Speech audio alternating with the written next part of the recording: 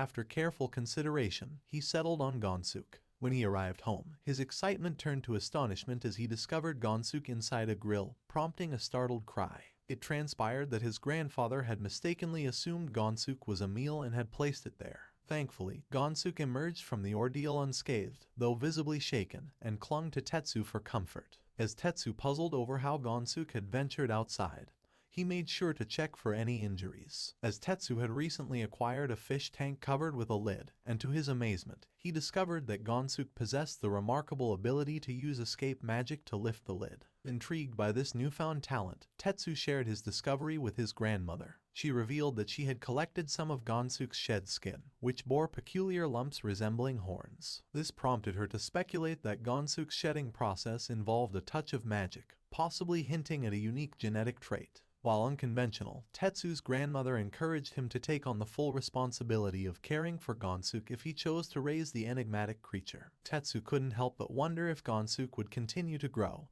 and eventually resemble a dragon, which would be incredibly cool. Dragons were usually reserved as pets for the wealthy dragonkin and forestkin, but Tetsu felt fortunate to have Gonsook. As days passed, Gonsook indeed grew larger and heavier. Tetsu's mother advised him to take Gonsook for a walk, acknowledging that a bigger dragon would need more exercise. Tetsu agreed, leashed Gonsook, and they set off. As they started walking, Gonsook surprised Tetsu with his intelligence. When Tetsu told him to stop, Gonsook immediately obeyed. Tetsu was amazed by his newfound companion's cleverness. They walked down the road, and it became evident that Gonsook was not just intelligent but also well-behaved. Tetsu hadn't even needed to toilet train him. Gonsook seemed to understand naturally. Passers-by couldn't believe their eyes when they saw a massive dragon strolling alongside Tetsu. Tetsu had heard that lizards weren't typically known for forming strong attachments, but Gonsook had proven that wrong.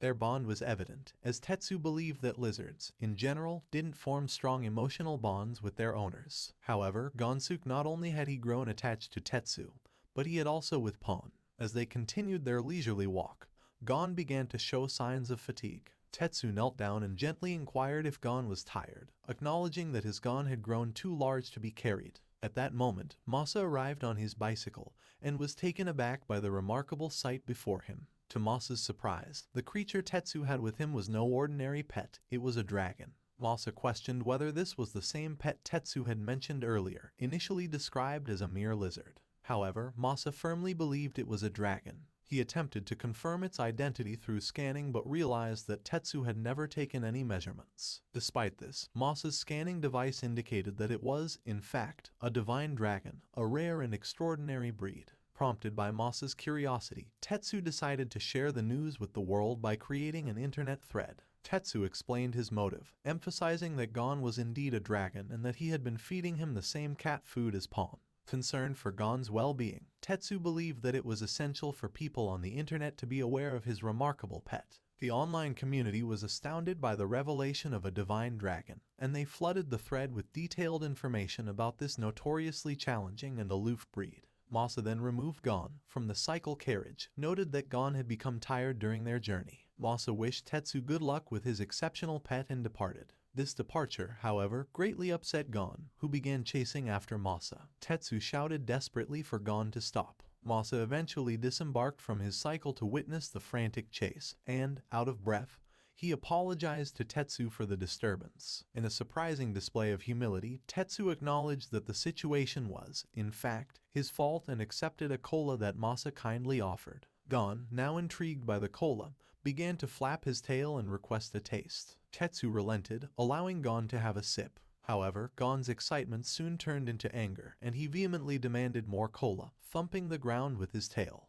Tetsu, feeling exasperated, remained resolute in his refusal, despite Gon's persistent demands. Their commotion attracted the attention of onlookers, including a concerned lady who approached Tetsu. She cautioned him against causing damage to the park and highlighted the potential inconvenience to other park goers. Tetsu offered a heartfelt apology to those present and cradled Gon in his arms to soothe him. Masa suggested they find some food for Gonsuke and took a moment to apologize to a nearby store for any inconvenience caused. Meanwhile, Tetsu checked his purse and realized that he didn't have enough funds to cover the expenses. As they discussed their options, they noticed Gon attempting to drink the cola, which resulted in a messy spill all over his face. Masa chuckled and commented that it can't be helped. He then used his magic to clean Gon's face. As night fell, Tetsu found himself in his room, and his family was left in a state of shock when they learned that Gonsuke was, in fact, a dragon. Tetsu attempted to shed some light on the situation, explaining that Gonsuke appeared destined to grow to an enormous size,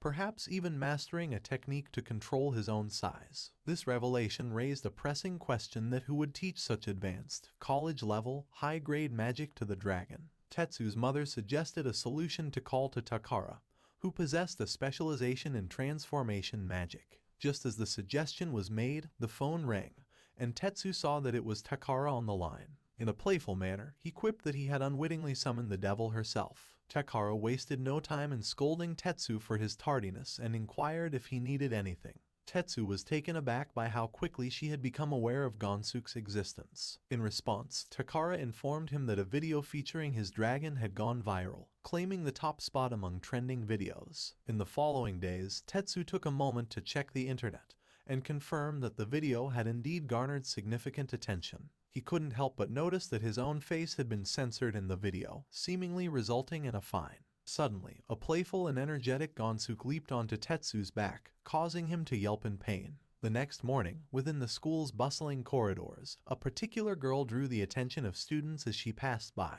Referred to as Astoria-san, she was showered with praise for her exquisite beauty. Her unique status as an elf and the daughter of a duke added to her allure, and her very presence exuded an aura that made it challenging for others to approach her. As Astoria entered the classroom, she overheard two girls discussing a dragon from a video on their mobile device. Her curiosity piqued, she approached the girls and inquired about the dragon's ownership. The girls, somewhat apprehensive in Astoria's presence, denied any connection to the dragon, suggesting instead that the person in the video might be someone named Tessaurus from a regular class. Just then, Tetsu entered the classroom, with Masa following closely behind him. Masa greeted Tetsu with a cheerful good morning. Masa, noticing something different about Tetsu, decided to ask him about his current state of mind. Tetsu, with a distant look in his eyes, responded that he had been lost in thought. Soon, Tetsu made his way into the classroom, where another student welcomed him. This student remarked on Tetsu's delayed arrival, making a reference to the viral video featuring him and the dragon. Intrigued, the student couldn't help but ask if Tetsu was genuinely raising a dragon. Coincidentally, Astoria arrived on the scene and overheard their conversation.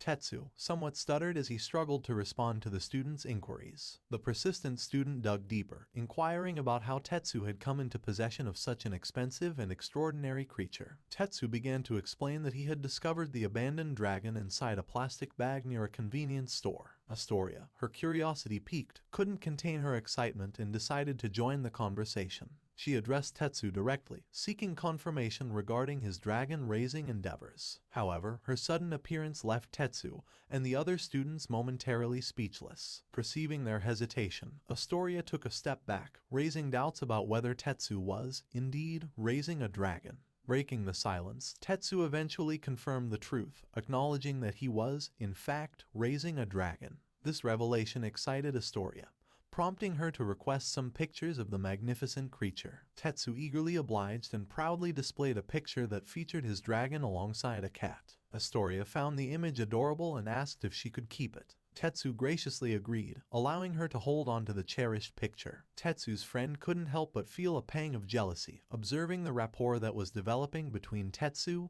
and Astoria. After Astoria departed, Tetsu was curious about her and began inquiring. He asked whether Astoria had an intimidating aura or held a special status. Tetsu then contemplated whether Astoria's family belonged to a large conglomerate. However, Tsuka gets mad and informed Tetsu that Astoria was none other than the daughter of Duke Roland, and her mother hailed from a royal lineage. Astoria, as it turned out, was a bona fide princess with an exceptionally prestigious bloodline. Tetsu couldn't contain his astonishment and frustration as Tsuka revealed to Tetsu that Astoria had been chosen to represent the new students at the upcoming entrance ceremony. Upon grasping Tsuka's explanation, Tetsu came to understand that the school had a separate special class reserved for nobility, and Astoria stood out even among this elite group. Suka further illuminated the school's origins, revealing that it had been originally established for the nobles, explaining the preferential treatment they received. This newfound knowledge left Tetsu deep in thought as he contemplated the prestigious nature of the school. The scene then transitioned to Tetsu's journey back home, where he continued to mull over Tsuka's revelations. It dawned on him that Astoria would hold the title of princess within the special class, and he couldn't help but marvel at the school's level of prestige. Upon arriving home, Gon burst in, running towards Tetsu, playfully sniffing him, and then leaping onto him. In the process, Gon accidentally turned on the shower, prompting Tetsu to scold him and plead for him to stop. The following day at school, Tetsu recounted to Masa the comical antics that had occurred with Gon the previous day. Masa found the story amusing and suggested that Gon genuinely cared for Tetsu. Their conversation was abruptly interrupted by the arrival of their teacher, who reminded them to be quiet. After class, Astoria entered the room, much to Tetsu's surprise. Suka also took notice of her presence. Astoria approached Tetsu and disclosed that she had mentioned his dragon and cat to her family the day before. She went on to explain that her family had inquired about the types of animals they were. Astoria then politely requested if she could obtain a copy of the picture Tetsu had shown earlier. Curious about her preferences, Tetsu asked if she had a fondness for dragons. Astoria replied affirmatively, revealing that her affection extended to include dogs, cats, and hamsters as well. However, she lamented that her mother's allergies prevented them from keeping such animals. In response, Tetsu proposed that they exchange addresses so he could send her pictures of the animals she longed to see. Astoria gets quiet for a moment as seeing that Tetsu questions that whether there might be any limitations to such an exchange. Assuaging his concerns, Astoria reassured him that it was permissible. She then exchanges cell phone numbers for that purpose and expressed her gratitude, and they began their exchange of pictures. Their interaction did not immediately lead to a close friendship. Instead, they began to share pictures, with Astoria providing her thoughts and impressions of them. However, on a different day, Tetsu found himself confronted by some senior students who referred to him as a bastard. Perplexed and caught off guard, Tetsu couldn't help but wonder if these seniors belonged to the special class, leaving him to ponder their intentions. Suddenly, an individual cast a magic circle beneath Tetsu's feet, effectively immobilizing him. This person reprimanded Tetsu for ignoring them and proceeded to deliver a forceful kick to his leg, causing it to snap and sending Tetsu tumbling to the ground. The aggressor took note of Tetsu's imposing height and disgracefully placed a shoe on his head. In response, Tetsu pointed out the school's prohibition against fighting. However, the person silenced Tetsu with a demeaning insult, labeling him a shitbag with zero magical power. They continued to voice their grievances, asserting that Tetsu shouldn't even have been visible to Astoria under normal circumstances. Instead, not only did he infiltrate her class, but he also had her calling him. Frustration mounted as the person disclosed their possession of Astoria's address. Tetsu comprehended that this confrontation revolved around Astoria, with these individuals disapproving of a person of lower status like him getting close to her. He couldn't help but ponder why he was the sole target of their aggression, considering that it might be due to his complete lack of magical abilities. While the bullies persistently assaulted Tetsu, it became evident that humans originally lacked the capability to use magic. However, with the passage of time and the infusion of divine gifts and the blood of heroes from other worlds, the inability to use magic had become a rarity among humans. Tetsu surmised that during the World War a century ago, those without magical powers had endured discrimination as an inferior race, although conditions had somewhat improved since then. As the aggressors grew increasingly exasperated by Tetsu's unflinching demeanor in the face of their assault, they vented their anger through insults, referring to him as a stinking rat. Undeterred, Tetsu questioned their lack of shame and resorting to ganging up on a single individual, likening their actions to cowardly behavior outside their group. As the student's anger flared, he sternly ordered Tetsu to fall silent. In a menacing display, he produced a knife and demanded that Tetsu prostrate himself. Faced with this menacing threat, Tetsu chose the path of submission, lowering his head before his aggressors. They found cruel amusement in his humility, laughing and delivering kicks while scornfully reminding him of his place. After their torment, Masa arrived on the scene, extending a hand towards Tetsu, and inquired if he had genuinely become so popular. Tetsu, still seething with frustration, questioned why Masa had observed the ordeal without intervening, demanding to know why he hadn't rushed to his aid. Masa chuckled in response, explaining that he had been curious about how long Tetsu could endure the beating before the assailants grew tired. He playfully remarked that a knife couldn't inflict any harm upon Tetsu, alluding to the unique protection provided by the ogre blood in his veins. Returning to Tetsu's residence, his mother received a letter pertaining to the assault and subsequently reprimanded him. The letter accused Tetsu of attacking a student from the special class. In response, Tetsu clarified that it had been the student who employed magic against him, resulting in his subsequent beating. Despite his explanation, Tetsu found he handed a 1-month suspension, his spirits dampened by the harsh reality that he had refrained from retaliating yet still faced punishment. He harbored no doubt that this incident would mark his student record. In the days that followed, Tetsu was observed somberly tending to the task of cutting grass. He couldn't help but dwell on the profound unfairness of the situation.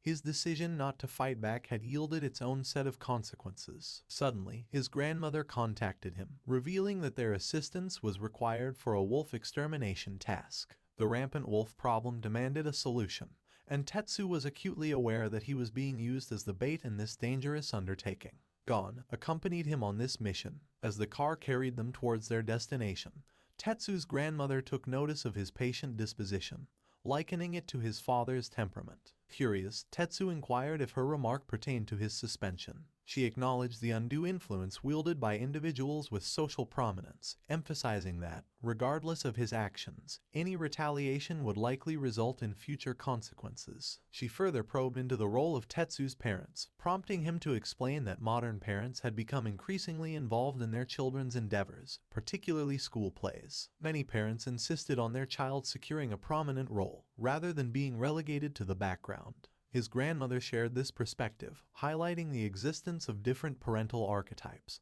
and suggesting that roles attracting less attention could be just as significant. Drawing parallels to Tetsu's manga reading habits, she remarked that while he consistently focused on the script, he seldom mentioned the director, underscoring his propensity for recognizing background elements. Tetsu found himself in agreement with his grandmother's insightful observations. Tetsu's grandmother suggested that if he wasn't going to school, he should help with their tasks, to which he agreed, demonstrating his strong bond with Gon by affectionately running his hand over the dragon's head. Meanwhile, back at school, Suka and Masa engaged in a conversation about Tetsu's suspension. They found it extremely hard to believe that Tetsu had been suspended, and they both considered it highly unreasonable. Masa, with a sense of resignation, acknowledged that there was little they could do about it, recognizing the privilege that certain students enjoyed. Suka, visibly disappointed with this unjust situation, openly expressed his frustration and questioned why Tetsu had to be cast as the villain in this scenario.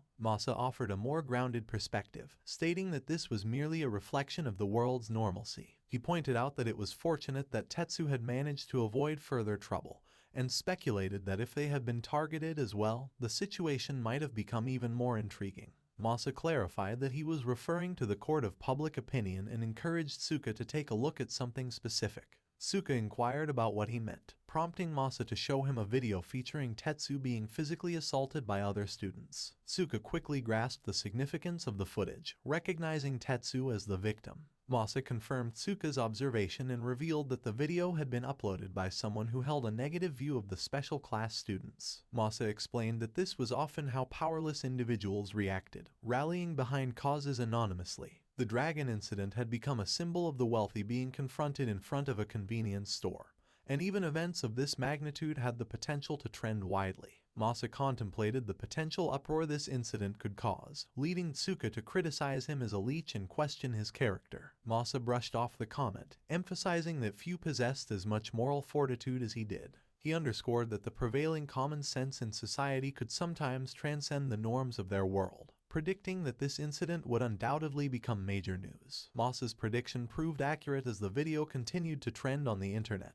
drawing significant attention. Masa explained the situation, mentioning that there hadn't been much else happening lately, but he expected the media to be attracted to such a compelling story. Indeed, reporters and journalists had swarmed their school. In the midst of this media frenzy, Masa received a message from Tetsu containing a picture of Gon. Masa observed that it seemed Tetsu was still unaware of the gravity of the situation. To help Tetsu grasp the magnitude of the issue, Masa decided to send him a video showing the reporters camped outside their school. Suka speculated aloud about whether Astoria had seen the video. Masa responded with uncertainty, suggesting that she might not have come to school that day or had been advised to distance herself from individuals like them. The scene transitioned to Tetsu's house, where Takara once again scolded him, demanding to know what he was thinking. Tetsu, taken aback, sought clarification. Takara informed him that he was the one being targeted and that the incident had made headlines on the afternoon news. Tetsu switched on the television and watched the distressing footage, realizing the full extent of what had transpired.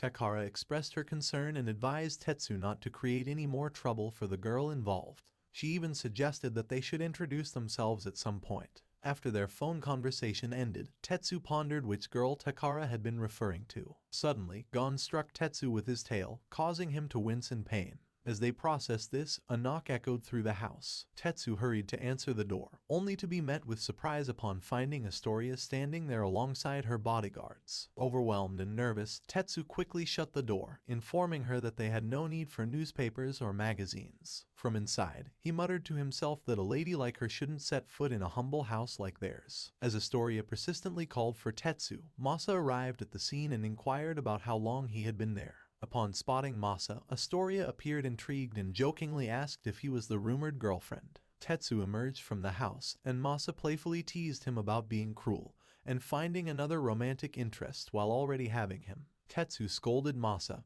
urging him not to spread false information. Meanwhile, Gon curiously peered out of the door, catching Astoria's attention. However, when Gon growled at her, Tetsu quickly intervened, asking her to stop. Gon then ventured outside, and Masa suggested that he would follow Gon's lead and wait inside. Pawn, the cat, also joined them outside, reclining on the floor. Astoria kindly requested permission to pet Tetsu's cat, and he granted it. She gently scratched the cat's belly. Curious about Astoria's visit, Tetsu inquired about her reason for coming. Astoria stammered as she began to explain that she wanted to offer a proper apology regarding the bullying incident. She revealed that the school had unjustly suspended Tetsu, despite knowing it was self-defense. They had falsely claimed that he had beaten up the other students, leading to his suspension, even though he had not done anything wrong.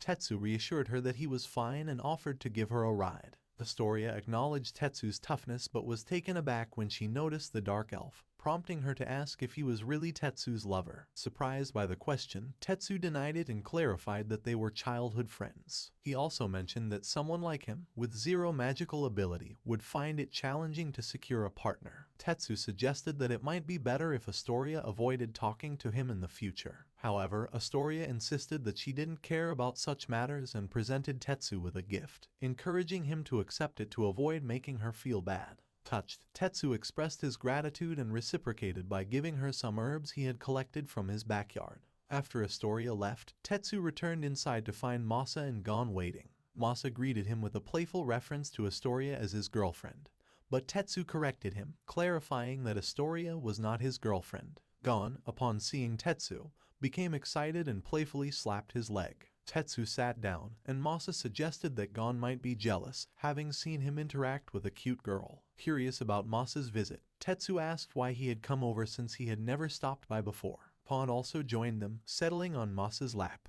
Masa explained that he had seen the news about Tetsu being bullied and was concerned about his well-being. He thought Tetsu might be feeling upset or distressed, so he came over to check on him. Masa also mentioned that he had brought some snacks to cheer him up, and they both enjoyed the melon that Astoria had given to Tetsu. The scene then transitioned back to the school, where students were engaged in discussions about the recent news. They inquired if their peers had watched the news, noting that cameras had been spotted inside the school. The news anchor had reported additional victims, and the students affirmed that they had also witnessed those videos. Conversation centered on the leader of the bullies, with rumors swirling that his family owned Ambrose, and the fact that he was part of the school's special class. As the leader of the bullies hastened down the corridor, he inadvertently collided with a lady. His face contorted in anger, but another girl intervened, ushering the lady away and urging her to depart. The person who had collided with the lady trembled with rage. After the news incident, his father had chastised him for seriously tarnishing their company's reputation. His father acknowledged that it was all a facade, but they needed to issue an apology and lower their heads. He informed his son of an impending conference at 6 p.m. at the Kingdom Hotel, cautioning him not to attempt to evade it. The individual seethed with anger, questioning why this was happening and expressing his desire to confront Tetsu, whom he perceived as a commoner defying their world's norms. He argued that Tetsu should be the one issuing apologies and facing condemnation. Despite his anger, he reluctantly lowered his head during the conference and vowed that this wasn't the end, swearing that Tetsu would face consequences. The scene then shifted to the following day, where this person conducted research on Tetsu's family. He discovered that Tetsu had been sent to an isolation facility for continental magic dysfunction during his childhood. Regarding Tetsu's family, he learned that his father worked as a middle-class manager, his mother had a part-time job at a supermarket, and his grandparents worked as full-time farmers. The individual noted that these individuals were demi-humans and were in the process of repaying a bank loan. He realized that by applying pressure, he could potentially leave them homeless. With a malevolent chuckle, he resolved to bid farewell to what he considered dirty rats. In the subsequent scene, Tetsu's father gathered his family and shared some troubling news. He explained that his company had let him go due to certain difficulties they were facing. Tetsu's mother commented on his consistently bad luck. Tetsu's father disclosed that although he had technically been laid off, he could only collect unemployment benefits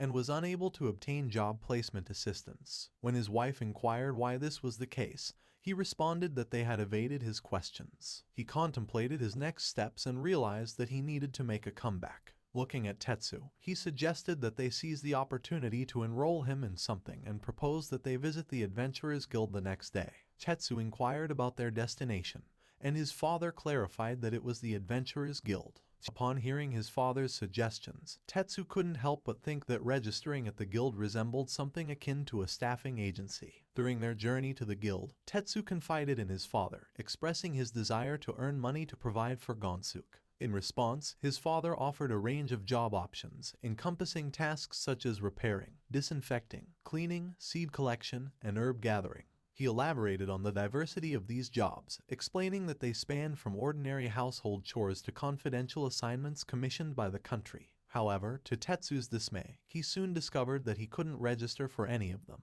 Perplexed by this development, Tetsu sought clarification from the receptionist. Unfortunately, her response was anything but polite. She curtly rebuffed him, asserting that there was no suitable job for someone as simplistic as him and admonishing him not to compel her to repeat herself. Baffled, Tetsu pressed for an explanation, causing the receptionist to reluctantly provide one. She rudely stated that the reason he couldn't register was because individuals lacking a status display were automatically regarded with suspicion. Those who concealed their status information were presumptuously labeled as either impoverished or criminals. Tetsu found himself confronted with a prejudiced judgment that flagrantly contradicted the guild's supposed principles of fairness and equality. Exasperated, Tetsu left the guild office, resolved to explore alternative avenues for earning money to care for Gonsuke. As he was on the verge of departing, Tetsu observed a group of police officers pursuing him. They swiftly caught up to him, issuing instructions for him not to put up any resistance. Tetsu was left in a state of profound shock at this unexpected turn of events, especially upon realizing that it was the same receptionist who had alerted the authorities. Enraged, Tetsu raised his voice, vociferously protesting his innocence,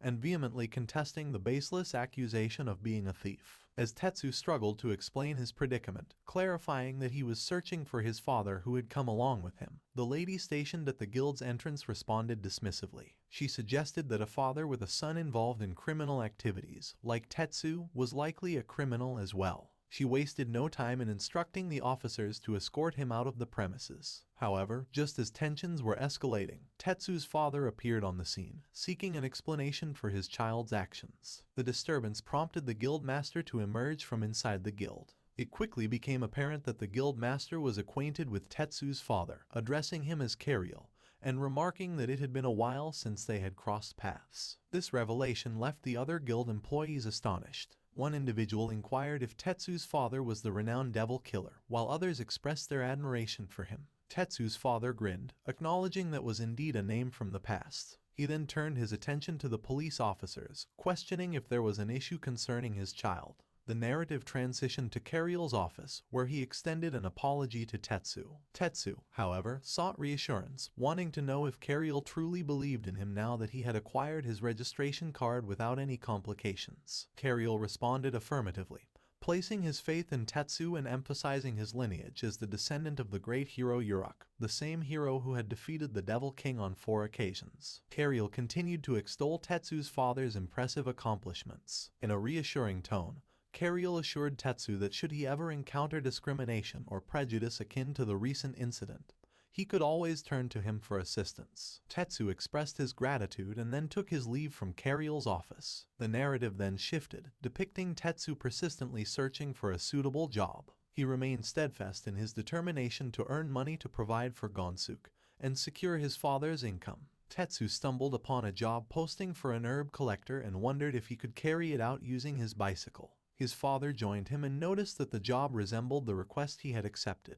He asked Tetsu if he wanted to accompany him, and Tetsu inquired if his father's request also involved collecting wild vegetables in the mountains. His father clarified that it was a different request but still required them to work in the mountains. He revealed that the request revolved around locating a person. The unexpected revelation startled Tetsu. He realized that the request was about apprehending a wanted criminal, and it came with a substantial payment. They decided to leave Gonsuke at home and embarked on their journey to the mountains. Along the way, Tetsu questioned his father about why he had abandoned his career as an adventurer and whether he could earn more money that way. His father explained that adventuring income was unpredictable, and he had considered the associated risks before opting for a regular job.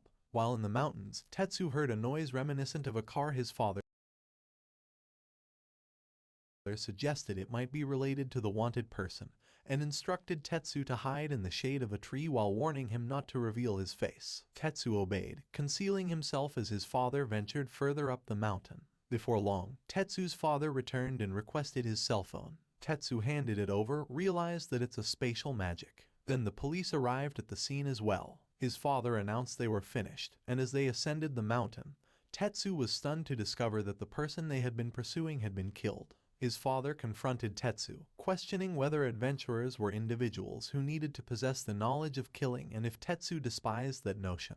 Confused, Tetsu admitted that he didn't know, but he expressed a strong desire to steer clear of such work, emphasizing that he did not want to take someone's life. Tetsu's father offered him comfort with a reassuring pat on the head, letting him know that everything was okay. He then headed over to talk with the police officers. Tetsu couldn't help but ponder why his father hadn't allowed him to witness the entire situation, but had suddenly asked him to take a look at the scene at the last moment. He wondered if his father might be trying to impart a social lesson to him. Approaching Tetsu, his father inquired if he was going to the mountains for work. Slightly puzzled, Tetsu asked if something was amiss. His father dismissed any issues but mentioned the presence of another wanted individual who might still be in the area, urging Tetsu to be cautious. Tetsu continued on his way to the mountains, well aware that he wasn't exactly suited for wilderness tasks. While searching for herbs in a particular area, he stumbled upon a hut nestled in the dense mountain region. He couldn't help but be amazed by its unexpected presence and wondered why such a beautiful hut had been situated in the middle of the wilderness. His curiosity got the best of him, and Tetsu cautiously approached the hut. However, as he drew nearer, he hesitated, thinking it might not be wise to peer inside. But just then, he heard a girl resisting someone from within. Unable to ignore the distressing commotion, Tetsu made the decision to investigate. As he peered inside, he was met with a shocking sight: a princess who had been forcibly stripped by an unknown person. The situation was dire, and the person was about to take another step. Acting instinctively, Tetsu knocked on the door. Startled, the person inside became wary and quickly grabbed an axe, warning Tetsu not to disturb him. The princess, upon seeing Tetsu's arrival, pleaded with him to step away. However, when the axe swung toward Tetsu, it unexpectedly shattered into two pieces, leaving the man inside bewildered. Thinking on his feet, Tetsu retaliated by delivering a powerful kick to the man's knee, causing him to scream out in pain. The sound echoed through the area, providing Tetsu with the opportunity to call his father. He informed his father that his leg wasn't broken and that he had also located the girl, recalling that the police had mentioned a girl's involvement in the incident as well. As Tetsu approached the girl, he offered his apologies and assured her that he would carry her to safety. Gently, he lifted her up and began to move. However, just as he was in the midst of this rescue, the mysterious person inside the hut suddenly awakened and lunged towards Tetsu, poised to strike him down. It was a moment of intense danger. In that critical instant, Tetsu's father arrived on the scene, offering reassurance to his son and instructing him not to look back. With a swift and determined motion, Tetsu's father unsheathed his sword and swiftly dealt with the menacing individual, beheading him to ensure their safety. Once Tetsu and the girl found a secure spot to sit down, he kindly extended his offer of some warm water to her. With concern, he asked if she had sustained any injuries. The girl, thankfully unharmed physically, expressed her gratitude for the water, her eyes welling up with tears. Tetsu did his best to provide comfort and solace to the girl in the aftermath of the harrowing ordeal. The scene then transitioned to a car ride back home. Tetsu's father engaged in a conversation with his son, inquiring whether Tetsu truly harbored no fear. His father noted that the girl was the same age as Tetsu and shared an anecdote about how, by the time the ambulance had arrived, the two had formed a strong bond of friendship. Curious about what Tetsu had learned during this experience, his father probed further. Tetsu's father then disclosed a significant piece of information. The girl was, in fact, the princess of their neighboring country and the future queen of Welstheim.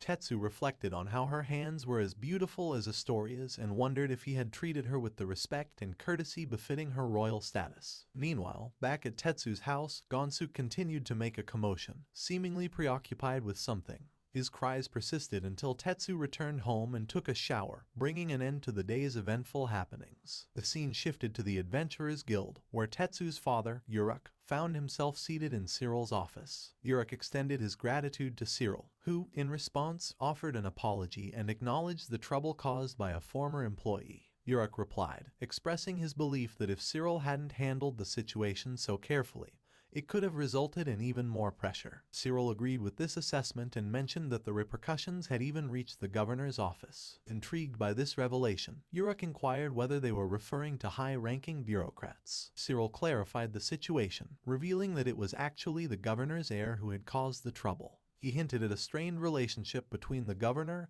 and his son. Uruk went on to explain that the issue had been officially resolved as a dispute between two culpable parties, with his son currently under house arrest. Cyril commented on such situations, noting that the guilty party often had to submit to someone of lower status. He elaborated on the societal perspective that those unable to use common magic were viewed as the lowest of the low. While recognizing their established flaws, Cyril acknowledged the difficulty in changing people's attitudes. Cyril then shifted the conversation, asking Uruk whether he had contemplated returning to adventuring.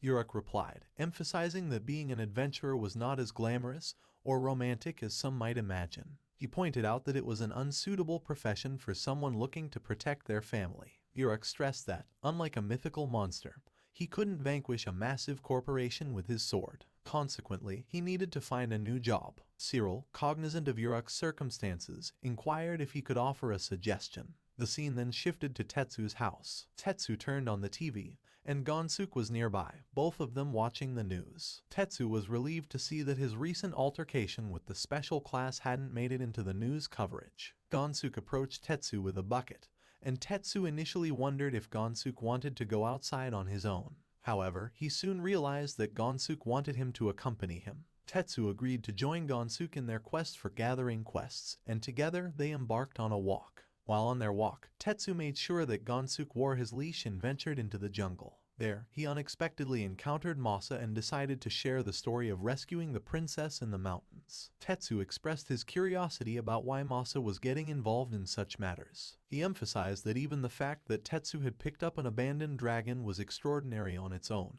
and that many interesting things had been happening since Gonsuke's arrival. Masa recounted how Tetsu had gone viral, been suspended, acquired a girlfriend, and now rescued a princess. He praised Tetsu for his achievements and acknowledged that he had earned his money through hard work. Masa kindly offered to assist Tetsu, and they made plans to go for Yakiniku next week. After bidding farewell to Masa, Tetsu informed Gonsuke that he needed to deliver the herbs to the guild and instructed Gonsuke to go ahead. However, Gonsuke became upset and began to growl. Tetsu soon realized that Gonsuke was growling at a lady standing above a lamp post. The lady appeared to recognize Tetsu as the son of someone she detested, expressing her disdain for their resemblance. She claimed there was no mistake and accused Tetsu of taking her loved one away from her. The lady found it laughable that Tetsu had become a hero through acts of violence and declared her intent to do the same. She expressed her determination not to fail this time and vowed to take away Tetsu's most precious possession and his future. Abruptly, she vanished, leaving Tetsu confused and questioning Gonsuke if he had any knowledge of who the lady might be. As Gon and Tetsu walked away from the puzzling encounter, they chose to move forward, attempting to put the unsettling incident behind them. Tetsu contemplated that, at the time, he had no understanding of what the woman's words meant, But now he realized that the incident had the potential to involve many people in the future. The scene then transitioned to the school, where the leader of the bullies was making his way through the corridors. Astoria exited a classroom, and he called out to her. However, instead of a friendly response, Astoria shot him a look filled with hatred, turned away, and walked away. Tetsu found himself growing frustrated, wondering why she had such contempt for him, even though his actions had been just. He couldn't comprehend why he seemed to be the sole recipient of such negative reactions. He pointed the finger at Tetsu for all the turmoil, labeling him as a rat and asserting that their sole purpose was to spread germs and disease. He made a firm resolution to prepare himself meticulously, firmly believing that all vermin must be eradicated. Later, when the individual was seated, the same mysterious lady entered his room. She displayed a keen interest in his recent thoughts and urged him to share more with her this time. She drew nearer to him, gently pushing him onto the bed. This took him by surprise, and he couldn't recall when he had shifted to the bed. The lady leaned in, her voice low and intimate, as she assured him that she had the power to grant his desires. She inquired if revenge was what he sought, and she pledged to prepare a very special stage to make it happen. The scene shifted to the bedroom of the girl whom Tetsu had rescued. She awoke with tears in her eyes, her thoughts overwhelmed by memories of Tetsu. She recollected their conversation on the mountain, where Tetsu had asked her about her pets. She had mentioned having a cat and a dog and, out of curiosity, had inquired about Tetsu's pets. To her surprise, Tetsu had revealed that he had a cat and a lizard. Her eyes widened at the mention of a lizard, and she sought clarification. Tetsu went on to explain that he had initially mistaken it for a lizard, but had later discovered it was a dragon. Lying in her bed, the princess couldn't hold back her tears as she contemplated the stark differences between them.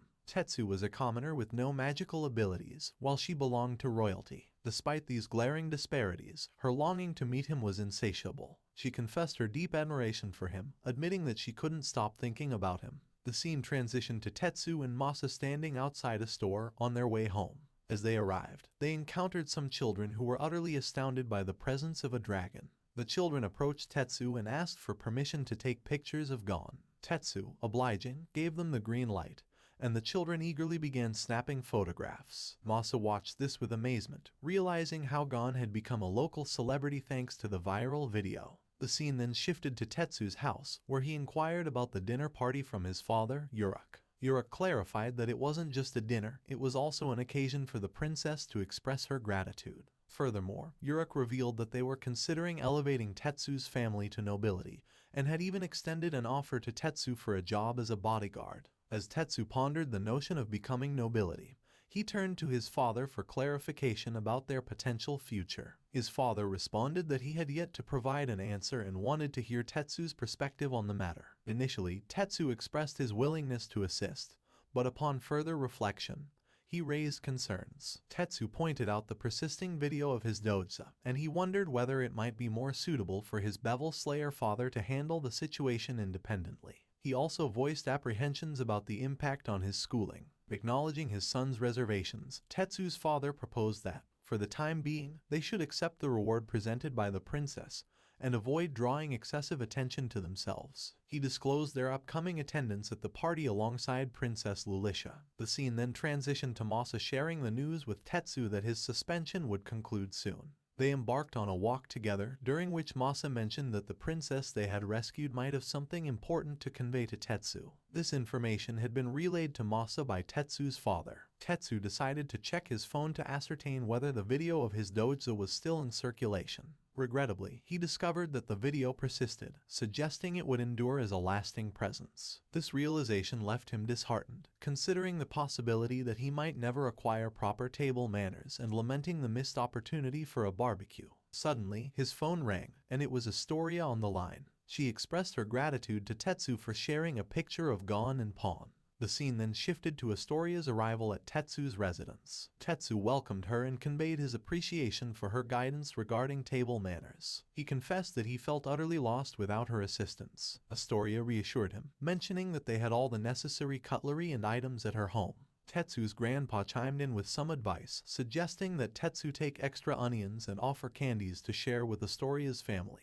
believing that such gestures would earn Tetsu favor in their eyes. As they engaged in conversation, Tetsu suddenly heard approaching footsteps. It was Gonsuke, rushing towards them and leaping over Tetsu. Gonsuke informed Tetsu that he intended to go out to study and told him that he couldn't take Gon with him. As Gon expressed his frustration by thudding the ground, Astoria spotted Gon and her eyes lit up. She greeted Gon warmly and insisted that he come along with them. Gon's spirit soared upon hearing this. Tetsu tried to protest, suggesting that it wasn't necessary, but Astoria insisted that it was all right. They all got into the car, and during the journey, Tetsu asked Gon if he was still sulking about the earlier incident. Astoria mentioned that her mother was delighted about Gon joining them and was eagerly looking forward to meeting him. Tetsu was curious and asked why her mother was so excited. Astoria explained that, up until now, she hadn't met any kids who could casually hang around with her like Gon. She went on to share that when she had told her mother about their plans, her mother had suggested making it a more hands-on experience. Astoria revealed that her mother had been busy cooking since morning. Tetsu inquired if Astoria's mother was going to teach Gon herself, to which Astoria confirmed. Astoria continued, mentioning that her family was primarily involved in rice farming. She explained that her mother was concerned about being judged, so she had decided to bake some bread instead. After a 50-minute drive, they arrived at Astoria's house. Tetsu was impressed by the grandeur of the mansion and remarked that she truly was a noble girl. This made Tetsu think about his own house, which was covered in scratches from generations of cats and was just a small private residence. He mentioned that he had even washed his clothes and used a lint roller, asking if that would suffice. Astoria assured him that it should be fine and encouraged him to move on and use the roller again. She also humorously asked Gon if he wanted to use the lint roller too. As Astoria invited them inside, Tetsu was taken aback by the immaculate cleanliness of the interior. He began to worry about how he would face Astoria's mother if she inquired about his involvement with her daughter. However, upon entering, Astoria's mother welcomed him warmly. Astoria introduced Tetsu to her mother, and Tetsu was struck by the resemblance between mother and daughter. He expressed his gratitude for being invited and took the opportunity to apologize for the video incident. Astoria's mother reassured him, telling him not to worry about the video. She also thanked him for the candies. Tetsu then mentioned to Astoria that he thought she had already informed her mother about Gon. Her mother became excited, exclaiming that Gon must be very cute. Despite Gon's initially rude growling, both Astoria's mother and Astoria herself found him adorable. Astoria inquired about the girl Tetsu had saved and where they were taking him. Tetsu showed her a picture of the hotel, which astounded Astoria. She revealed that her family was also headed to the same place and suggested that they might even meet there. Astoria mentioned that it had been a while since she had seen her father. Her mother chimed in, explaining that if the hotel didn't offer a buffet, they would likely have a multi-course menu. She had prepared the food accordingly and invited them to start the table manners lesson. The scene shifted to the dining table, where Tetsu enjoyed the meal and complimented its deliciousness. Astoria's mother expressed her gratitude, mentioning that smiling and acknowledging the food's quality was also an essential part of good manners. She went on to explain that table manners were initially created to demonstrate care and respect for others. She shared that in the country where nobles used knives and forks, such practices were deeply ingrained. However, in countries where nobles ate with their hands, this tradition still held significance. Astoria asked Tetsu what kind of sorbet he'd like to cleanse his palate, and he chose strawberry. He inquired if it was from the supermarket, to which her mother confirmed, explaining that they had explored many places since Astoria was a child and had discovered plenty of tasty and affordable items. Astoria mentioned that originally, she held the title of Duchess while the rest of her family were commoners. Her mother clarified that Astoria was, in fact, a commoner but was unable to make friends due to her position. She expressed her gratitude for Tetsu's visit and how much it meant to Astoria. Gon joined them and rested his head on Tetsu's lap, eliciting more compliments about his cuteness. Later, Astoria's mother prepared the main course and encouraged Tetsu to ask if anything was unclear. After the meal, Tetsu headed back to his house. Astoria's mother remarked on Tetsu's kindness and noted his resemblance to a man in the castle. Astoria agreed, mentioning that Tetsu had the aura of a hero. Astoria revealed to her mother that Tetsu had no affinity for magic. Her mother elaborated on the fact that individuals with the aura of a hero rarely possessed magical abilities. She further disclosed that her grandpa couldn't use magic either and had been tirelessly working to eradicate discrimination against those without magical talents since his coronation. Her mother spoke of a unique aura that could even attract dragons and mused that in a different era, Tetsu might have become a legendary hero. However, she acknowledged that their present era was one of peace, where people believed those without magical powers weren't favored by the gods. She stressed that, in truth, such individuals were heroes beloved by the gods who had faced numerous hardships. Her mother lovingly advised Astoria to take care of her friend. Outside Astoria's house, the leader of the bullies spotted Tetsu leaving and seethed with anger. He demanded to know why that rat had emerged from Astoria's house, especially considering that he couldn't even approach her house or interact with her at school. He was perplexed by Tetsu's presence at her house. Accompanying the bully, the demon lady commented on his desire to be the prince on a white horse for his beloved, but conceded that the time for that role had not yet arrived. She concurred with him that rats were vermin and deemed them a contamination of the sacred. She inquired if he understood what he needed to do, to which he responded with a sinister smile, stating that he had to eliminate it.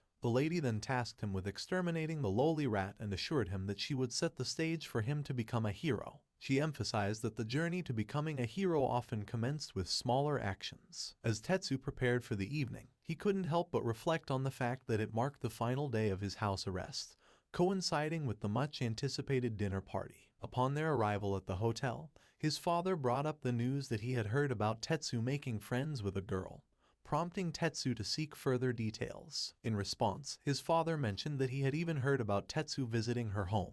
Tetsu clarified that his visits were primarily to refine his table manners, but he couldn't help mentioning the intriguing tidbit that the girl's mother held the title of Duchess. With these thoughts in mind, Tetsu speculated that they might cross paths with this family at the dinner party. Just then, Tetsu felt a tap on his shoulder, and as he turned around, he was pleasantly surprised to see Astoria. She greeted him with a warm good evening. It was at this point that he noticed Astoria's family was also in attendance. Upon spotting Uruk, Astoria's father was taken aback and exclaimed, "Senpai," in sheer disbelief, struggling to comprehend that Uruk was still alive. He went on to share his concern, admitting that he had not heard anything about Uruk since his retirement from adventuring and had feared the worst, suspecting that some monstrous creature might have claimed his life. Uruk quickly dismissed these concerns and redirected the conversation to the person standing behind him. In that very moment, Astoria's companion joined the group, extending a warm greeting to Uruk and expressing genuine happiness that he was doing well. She couldn't help but notice the uncanny resemblance between Tetsu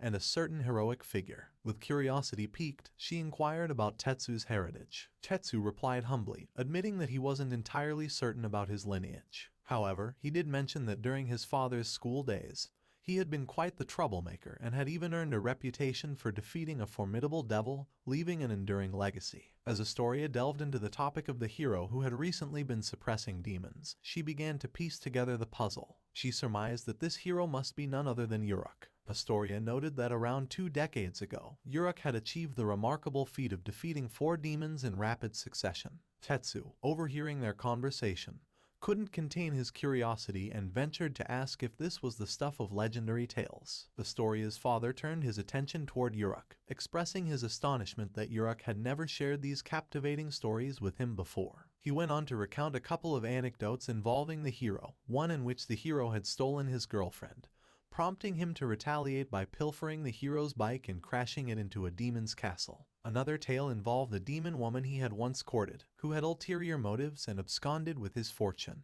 In response, he embarked on a quest to her hometown, where he ultimately defeated the reigning demon. Before he could regale them with another story, Uruk intervened, mindful of Tetsu's education. Just then, the princess made her grand entrance, extending warm greetings to Tetsu and expressing her gratitude for his presence despite his busy life in Japan.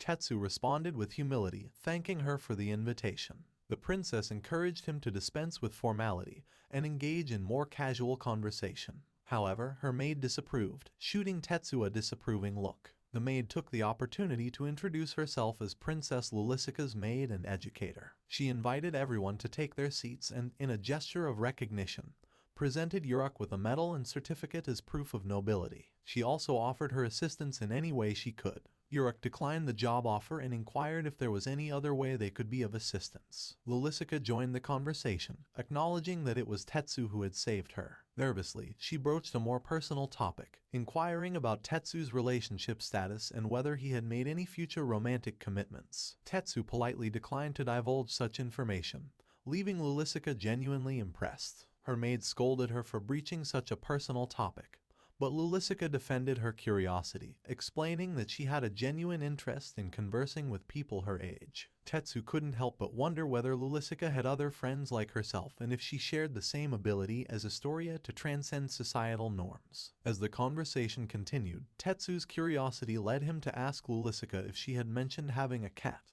and inquired about their respective ages. Lulisica was about to share a story about her feline companion when an unexpected disturbance interrupted their interaction.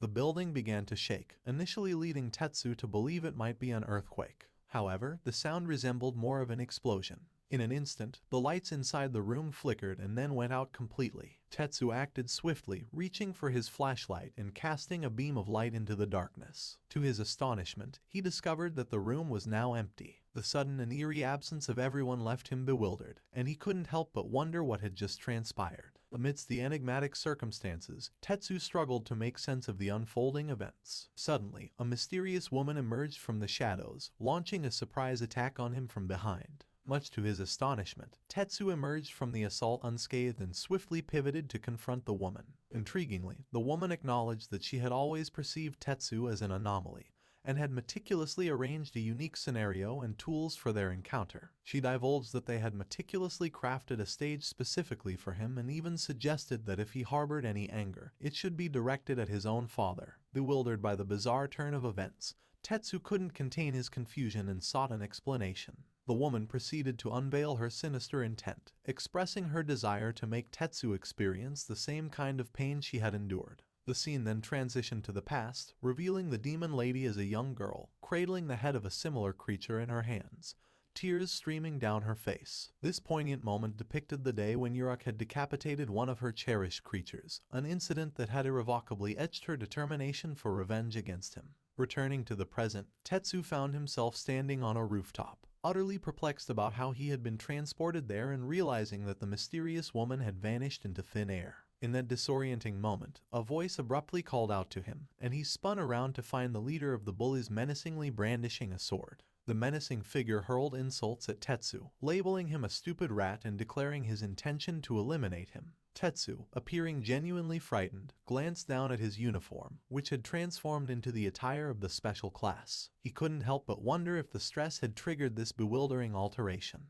In the midst of his confusion, Tetsu noticed smoke billowing from the hotel located below. As he pondered the source of this disturbance, the individual behind him lunged forward, sword in hand, ready to strike. However, as the blade made contact with Tetsu's body, it shattered into pieces. His assailant stood in stunned disbelief at the unexpected turn of events. Calmly, Tetsu remarked that using sharp objects on people was a harmful act, leaving his attacker thoroughly confounded, especially since the weapon was supposed to carry a divine blessing. The enigmatic individual couldn't help but wonder if Tetsu was some sort of chunin, given the perplexing circumstances surrounding their encounter. Suddenly, they snapped their fingers, summoning a mystical circle beneath Tetsu's feet. In an instant, a fierce blaze erupted from the circle, narrowly missing Tetsu. It was abundantly clear that this person was determined to engage in a serious confrontation. Amidst this chaotic battle, Tetsu's phone rang, and it was Takara on the line, her voice filled with panic as she demanded to know what perilous situation Tetsu had found himself in.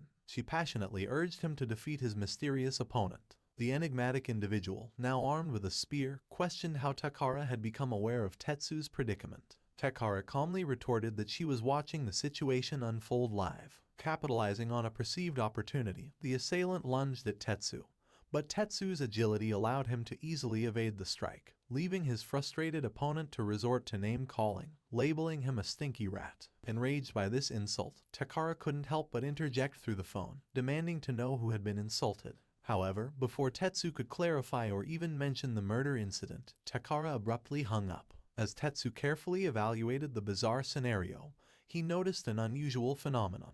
A peculiar smoke was materializing before his eyes, gradually taking on the form of a malevolent smile, and clutching the deadly spear. Tetsu stood there, utterly stunned by this eerie transformation. Meanwhile, back at Tetsu's residence, Gon's agitation continued to escalate. Tetsu's concerned mother inquired about the source of his distress. After checking the news, she stumbled upon a report about the hotel where Tetsu and Uruk were staying. The report depicted smoke still billowing from the hotel, raising significant alarm. Tetsu's mother could only hope for the safety of her son and Yurik amidst the unfolding chaos. Gon's continuous growling drew his grandmother's attention, prompting her to comment on how much he had grown. Tetsu's mother, seeing Gon's restlessness, asked if he wanted to go pick up Tetsu. In response, the grandmother explained that Grandpa had taken the truck with him. Jin, however, questioned whether it was too far to simply walk to their destination. Just then, Pon emerged from the room, adding to the family's discussion. Tetsu's mother decided to allow Gon to fly,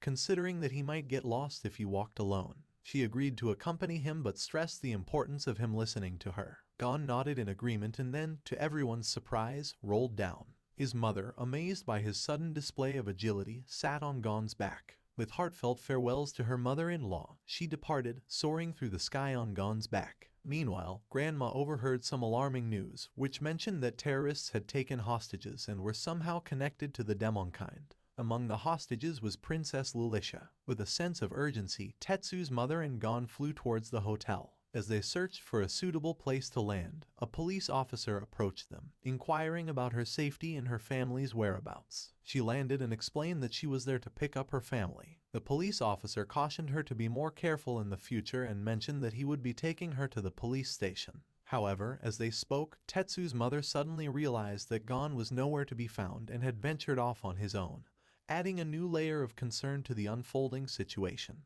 The scene transitioned to a hotel where Masa and Suka were sharing a meal. Masa expressed his surprise that, out of all people, they had chosen to celebrate the end of Tetsu's house arrest. He couldn't help but lament the fact that they were savoring delicious shrimp and sandwiches without Tetsu's company. Suka, however, countered by saying that Tetsu could lead a perfectly normal life without any issues, revealing a touch of jealousy. Masa disagreed, explaining that lacking magical abilities meant being unable to perform everyday tasks that ordinary people took for granted. He emphasized that this disadvantage extended even to job hunting, despite it seeming inconsequential in the grand scheme of life. Suka acknowledged Masa's perspective. Abruptly, Masa's phone rang, and he received breaking news about a hotel where terrorists had taken the royal family hostage. Suka found this turn of events concerning, recalling Tetsu's plan to have dinner at that very hotel. The narrative then shifted back to the hotel rooftop, where an ominous shadow menacingly approached Tetsu. Frightened, Tetsu tried to escape but discovered that he couldn't break through a transparent barrier. The shadow continued to draw nearer, but just in the nick of time, a voice warned Tetsu to look behind him.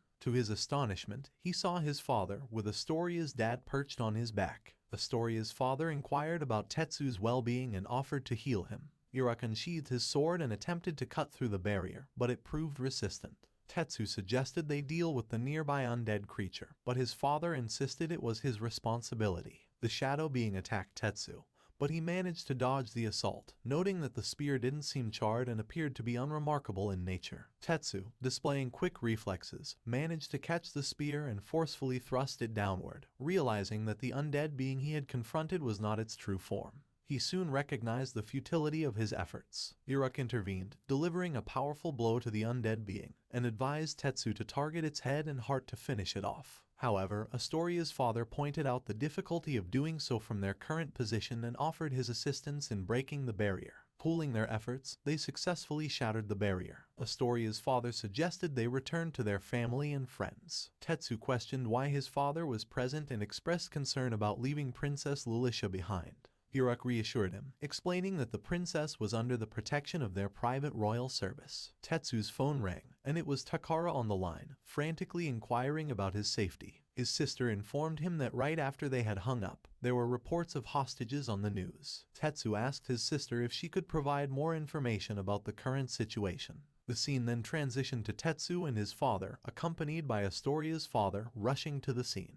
Yurik explained that, based on the information Takara had shared, the situation had become significantly more complicated. He revealed that there had been a riot outside and an attempted assassination. Astoria's father showed them a video depicting his daughter and wife being separated. Witnessing Princess Lulisha held captive in such a manner left them all in shock, as it was an unimaginable and distressing situation.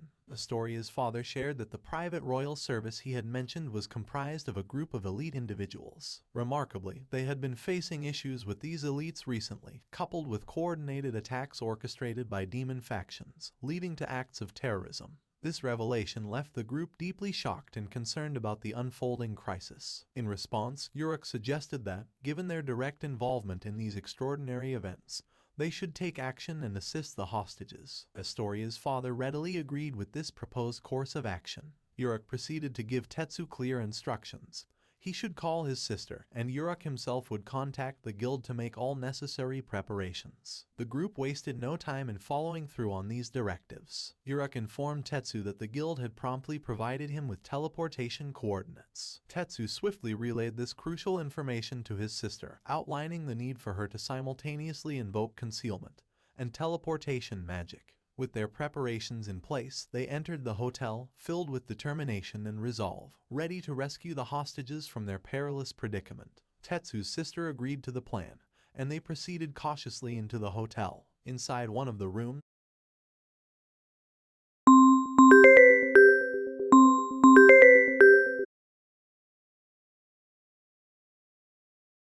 they approached an individual and tried to reassure him, urging him to stay calm. They explained that they had a plan to help him and assured him that they would create an illusionary image to replace him. With everything set, they cast the spell, and Tetsu made his way into the room where the hostages were being held. The sight of Tetsu brought immense relief to the hostages, who believed that their rescue was finally at hand. Tetsu took charge and directed the injured individuals to follow him. Astoria's father arrived at the scene and advised Tetsu to entrust the remaining tasks to him. He placed his trust in Tetsu to ensure Astoria's safety. With a strong sense of responsibility, Tetsu continued forward to fulfill his role in the rescue operation.